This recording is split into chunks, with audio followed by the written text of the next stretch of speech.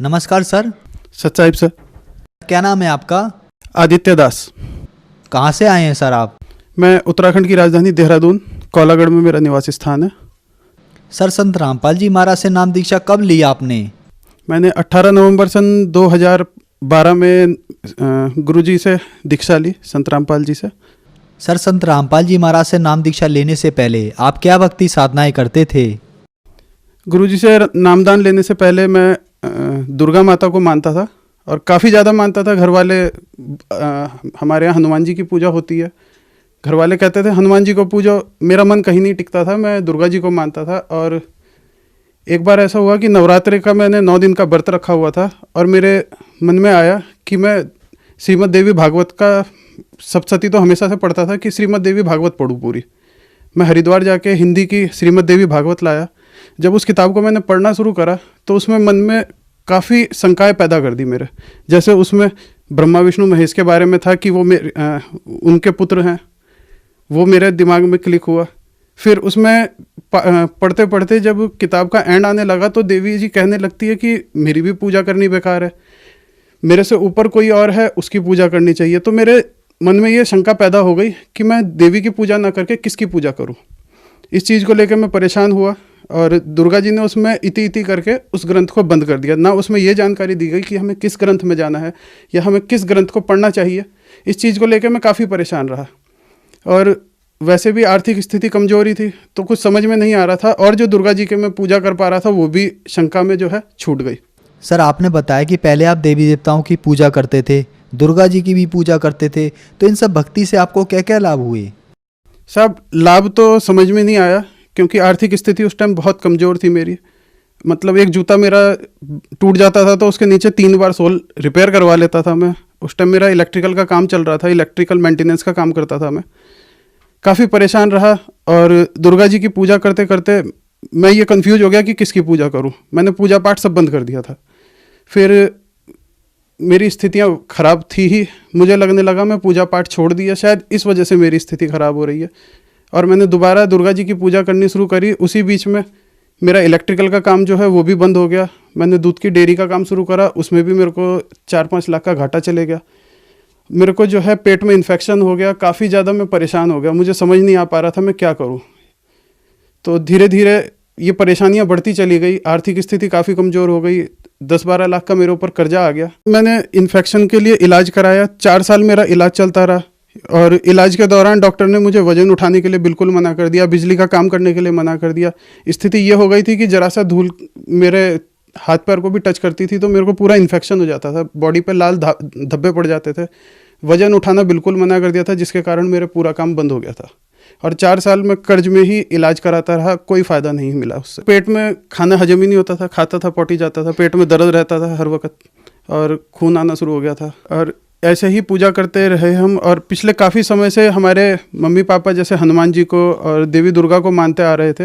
मगर जब मैं 3 ही साल का था तब से मेरी माता जी जो है बीमार है, अर्थराइटिस थी उन्हें। और इसी भक्ति को करते करते मेरी समझ में नहीं आ रहा था कि इस भक्ति के कारण हो रहा था ये या हमारे अपने पुराने पाप हैं उसके कारण हम लोग इस कष्ट को झेल रहे थे। तो सर, संत रामपाल जी महाराज के बारे में जानकारी आपको कहाँ से मिली? संत रामपाल जी महाराज के बारे में जानकारी मेरे मामा जी के माध्यम से मिली मुझे।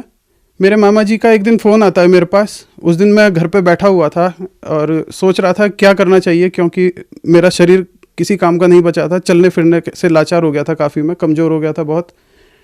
तो मामा जी का फ़ोन आया कि एक दिन हिसार चलते हैं। सन 2012 की बात है, 17 तारीख की। मैंने कहा हिसार में क्या है? वो कहते हैं हिसार में एक गुरु आए हैं, पूर्ण परमात्मा है, पूर्ण भक्ति देते हैं, उससे बहुत लोगों को लाभ मिला है, मैंने साधना चैनल पे देखा है, आप भी चलो। उस चीज़ को मैंने मना कर दिया। मैंने कहा मैं कई गुरुओं को देख चुका हूँ। मैं एक बार हरदेव सिंह महाराज निरंकारी मिशन सत्संग में गया हुआ था मसूरी। वहाँ मैंने देखा है कि लोग एक दूसरे के पैर छुए जा रहे हैं। मैंने वहाँ कुछ क्वेश्चन करे तो मुझे वहाँ से बाहर निकाल दिया गया। उन्होंने कहा आप हमारे गुरुजी के लिए गलत बोल रहे हैं। मुझे वहाँ भी कोई संतुष्टि नहीं मिली क्योंकि एक व्यक्ति के मन में पूजा पाठ को लेकर सवाल होता है। जब मैंने उनसे वो सवाल करे तो वहाँ पर उनके कुछ लोगों ने मुझे सत्संग से बाहर निकाल दिया। तो मैं मामा जी से कहने लगा कि मैं कई गुरुओं को देख चुका हूँ, सिर्फ पैसे को सब मानते हैं। तो मामा जी ने कहा नहीं, ये गुरु अलग हैं, ये पूर्ण परमात्मा है, एक बार चल मेरे साथ। तो मैं भी पिछले 12 वर्षों से श्री राम शरणम आश्रम से जुड़ा हुआ हूँ, और मेरा 12 साल का एक्सपीरियंस ये कहता है कि ये भक्ति कुछ अलग है। तो मैंने कहा आप इतनी एजेड हो तो मेरे को आपके साथ चलने में कोई आपत्ति नहीं, जब आप इतनी गारंटी ले रहे हो तो मैं चल के एक बार पहले देखूंगा, मेरे कुछ सवाल हैं मैं उसको क्लियर करूंगा। तो फिर मामा जी के कहने पर फिर मैं 17 नवंबर की शाम को हिसार के लिए यहाँ से बस से देहरादून से निकल गए। 18 नवंबर को हम हिसार पहुँचे। मेरे मन में कुछ शंकाएं थी, सबसे पहले मैंने वो शंकाएं अंदर जाते ही क्लियर करी।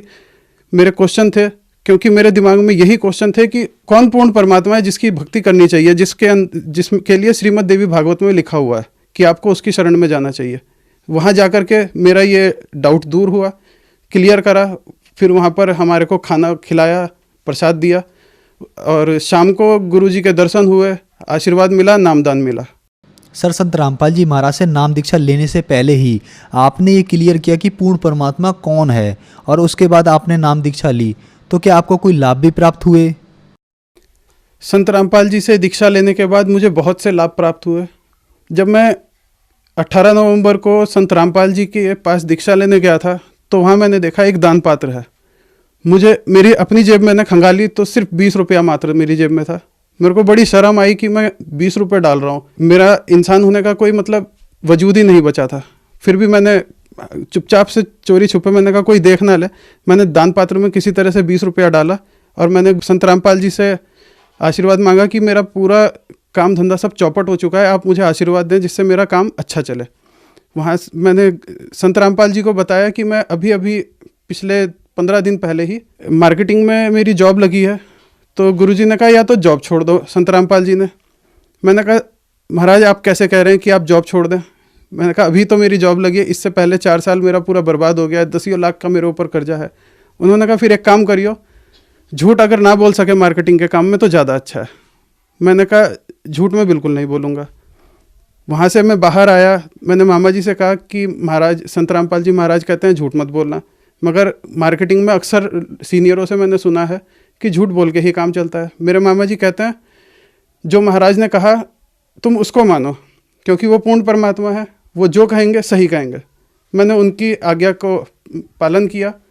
1 महीने बाद मैं दोबारा गया हूँ, और जिस आदमी ने मात्र 20 रुपये दान करा था और अपना कर्जे में रो रहा था, मेरा 1 महीने का कमीशन जो है 358 रुपये था। 1 महीने बाद मेरी इनकम जो है लगभग 3000 रही। मैंने उसमें से 1000 रुपया गुरुजी के लिए अलग निकाल के रखा। मैंने कहा ये मैं अपने महाराज को देके आऊँगा, उन्हीं के आशीर्वाद से आगे बढ़ा हूँ। मैंने महाराज के हाथ में दिए। मैंने कहा आपके आशीर्वाद से इस बार मेरी तनख्वाह 3000 आई है। गुरुजी ने कहा बेटा चिंता ना करो, ऐसे ही आपकी तरक्की होती जाएगी। 4 महीने बाद हमारी कंपनी में कुछ डाउनफॉल आया। मैंने गुरुजी से प्रार्थना करी कि ये क्या हो गया। गुरुजी कहते हैं डटे रहो, सत्य का साथ मत छोड़ो। मैं लगा रहा। आपको यकीन नहीं आएगा, 3 फरवरी सन 2013 को कंपनी में डाउनफॉल आने के कारण मेरे साथियों की सभी की तनख्वाहें जिनकी 40,000 थी वो 4,000 पे आ गए, और मेरी तनख्वाह 12,000 को क्रॉस कर गई। मैंने गुरुजी को प्रणाम किया, खूब उनके पास गया, फिर उनसे आशीर्वाद लिया। वो कहने लगे बेटा चिंता ना कर, आगे बढ़ता जाएगा। इस तरह से आज मेरी तनख्वाह 40,000 रुपये को पार कर गई है। और जो आदमी जूता बदलने के लिए सोचता था, आज मैंने 4 गाड़ियाँ बदल ली हैं गुरुजी की कृपा से। और 2 मंजिल का हमारा मकान है, और लगभग आज मेरा ही बैंक बैलेंस 6 लाख रुपए हो गया है। जिसके ऊपर 10 लाख का कर्जा था, वो 10 लाख भी मैंने अपना ख़त्म कर दिया। ये सब संत रामपाल जी का ही आशीर्वाद है। जो मेरे पेट में इन्फेक्शन था, गुरुजी से मैंने उसके बारे में भी बताया था। तो गुरुजी ने जब आशीर्वाद दिया, वो इन्फेक्शन बिल्कुल ऐसे ख़त्म होने लगा। वही दवाइयाँ चल रही थी, वही सब चीज़ें थी। 6 महीने के अंदर वो इन्फेक्शन कहाँ गया, मेरा शरीर पनपना शुरू हो गया। वो दवाइयाँ मुझे अमृत की तरह लगने लगी, और 6 महीने के अंदर मेरी सारी ही बीमारियाँ दूर हो गई। मेरे सिर पर एक चोट का निशान था, जिसका डॉक्टर लेजर से ऑपरेशन बताते थे। 80,000 रुपये उसका खर्चा बताते थे। संत रामपाल जी की शरण में आने के बाद वो 10,000 रुपये में मेरा बिल्कुल निशान ठीक हो गया, और वो भी दवाइयों के माध्यम से। ना कोई ऑपरेशन करना पड़ा, ना किसी एक्स्ट्रा बाहर कहीं आना जाना पड़ा, और वो सारी बीमारियां मेरी बहुत दूर चली गई। आज तक मैं बिल्कुल स्वस्थ हूँ, और आज खांसी जुकाम की भी कोई दवाई नहीं खा पा रहा हूँ। पिछले 5 सालों से मैं संत रामपाल जी महाराज से नाम दीक्षा ली हुई है, और पूर्ण भक्ति करता हूँ जो उन्होंने विधि बताई है। सर, संत रामपाल जी महाराज से नाम दीक्षा लेने के बाद आपको आर्थिक और शारीरिक लाभ प्राप्त हुए, तो जो समाज आज आपको सुन रहा है उनको आप क्या संदेश देना चाहेंगे? भगत समाज से यही प्रार्थना करना चाहता हूँ, हाथ जोड़ के विनती है उनसे कि एक बार आप संत रामपाल जी महाराज की शरण में आए और यहाँ आकर जाने। सभी देवी देवता आपके वही रहेंगे, पूर्ण रूप से वो लाभ तब देंगे जब आप पूर्ण परमात्मा की शरण में आएंगे। और आज पूर्ण परमात्मा कबीर साहब के बारे में सभी हमारे ग्रंथ बता रहे हैं। वही डाउट मेरे मन में था कि हमारे सबसे बड़े देवी देवता कौन है जिसकी हमें शरण में जाना चाहिए, जिसके लिए सब कहते हैं सबका मालिक एक, सबका मालिक एक। वो कौन मालिक एक है? आज वो मालिक स्वयं धरती पर संत रामपाल जी के अवतार में आए हुए हैं। जल्दी करिए, समय बहुत कम है। जितना जल्दी करेंगे उतनी अच्छी भक्ति करेंगे, उतना आप आगे बढ़ेंगे। परमात्मा आपको अपनी शरण में लेंगे। बहुत दयालु हैं, अपनी कृपा सदा बनाए रखेंगे। सर, आपने बताया कि आप मार्केटिंग की जॉब करते हैं और संत रामपाल जी ने आपको कहा कि झूठ नहीं बोलना और सत्य पर ही चलना है, लेकिन समाज में देखा गया है कि बिना झूठ के मार्केटिंग की जॉब ज़्यादा दिन तक नहीं चल पाती। पर आपकी तरक्की होती आई है जब से आप संत रामपाल जी महाराज से जुड़े हैं, तो ऐसा कैसे संभव हो सकता है सर? अभी तक हम लोग ये मानते थे कि जो भी काम कर रहे हैं हम कर रहे हैं।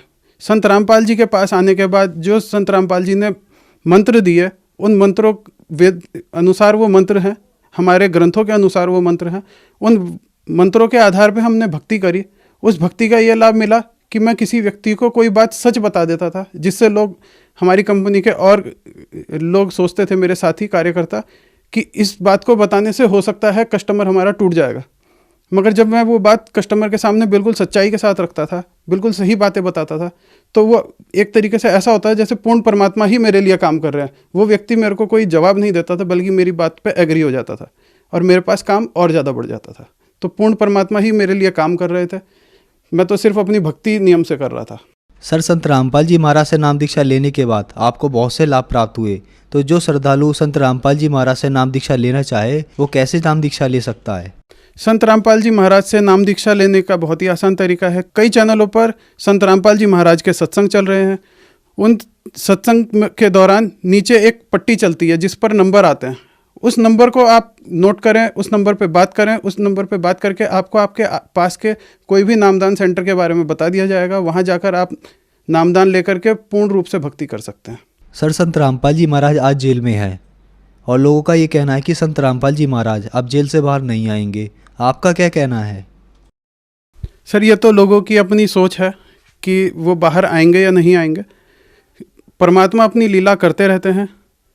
एक पुराने समय की कहानी है जिसमें कंस और श्री कृष्ण के बारे में सभी समाज जानता है। कंस को भविष्यवाणी हुई थी कि उन्हीं के भांजे के द्वारा, श्री कृष्ण के द्वारा उनकी मृत्यु होगी।